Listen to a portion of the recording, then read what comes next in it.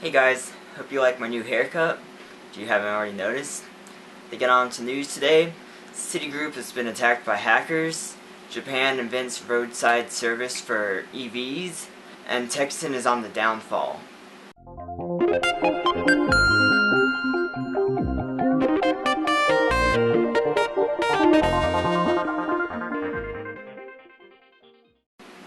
Hackers yet again find another target to steal information from. Citigroup has reported that 1% of its customers have had their accounts hacked, which equates to they have 21 million customers, and that equates to roughly around 200,000 people could have had their information exposed. They said, however, social security numbers and birth dates and security codes were not exposed in this attack.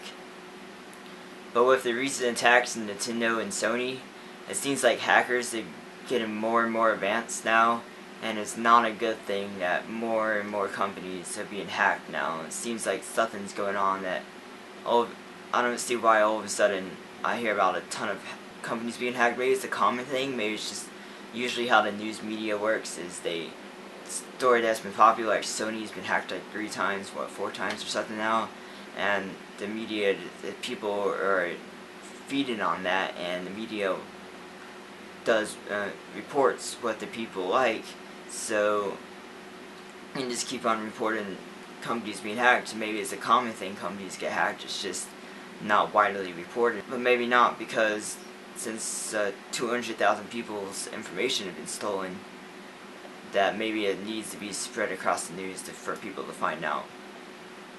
Maybe when your credit card information isn't being stolen, you can go call up a EV roadside service to go recharge your EV.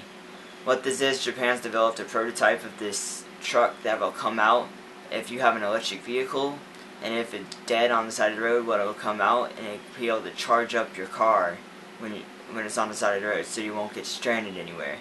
This to me is a really cool idea, and it's something that should have been invented actually a while ago.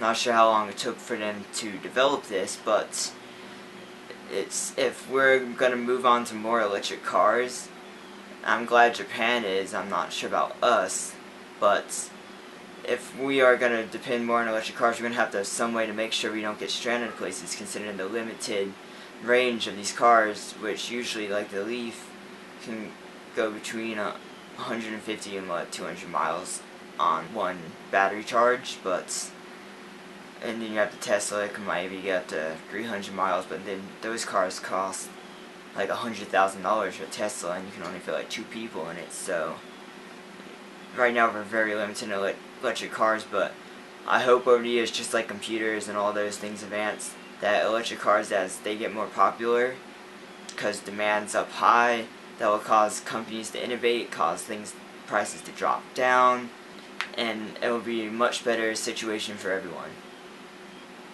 While you're waiting for your roadside service to come along, maybe you want to go text your friend as you're bored on the side of the road, but it seems as though texting has been dropping in popularity lately, which should only be taken with a grain of salt, considering in the second quarter of 2010 there were over 1 trillion text messages sent, which is incredible. It's an incredible number, because it takes, if you count 1 second, one number per second, it would take you 30 years to count to 1 billion.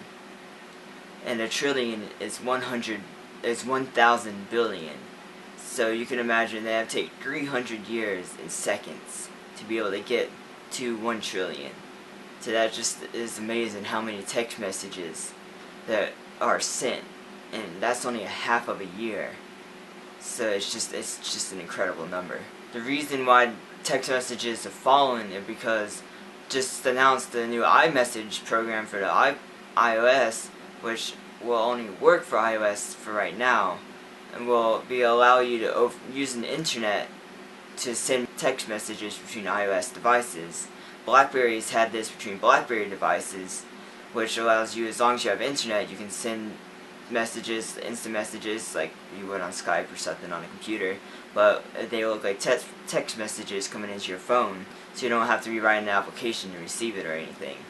But companies are worried about this, as they make a lot of profit and revenue from text messaging, as the infrastructure doesn't have to be as high as using data on their plans.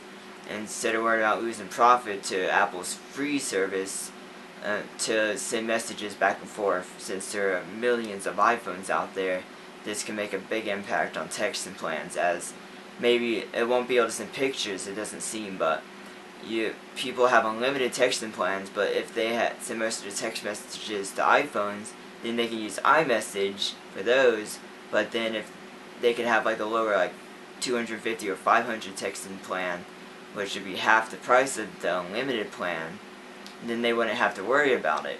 Apple is the first company to make this service free. BlackBerry makes you pay for it, but it doesn't seem, I can't really find a difference between if you just use Skype. I suppose what it is it will run in the background like your text messaging app, and as soon as you receive a message, it'll be like a text message. It'll show now on iOS 5 your notifications at the top, or before it would just pop up like a text message versus like a Skype message that it will pop up for Skype, but you have to have Skype open to view that message. So I suppose that's probably the difference from there. I feel as though if once data networks get to the capacity to handle the data that consumers require and everybody requires on the wireless networks, then I feel as though texting will be just phased out. It'll be just in private messaging.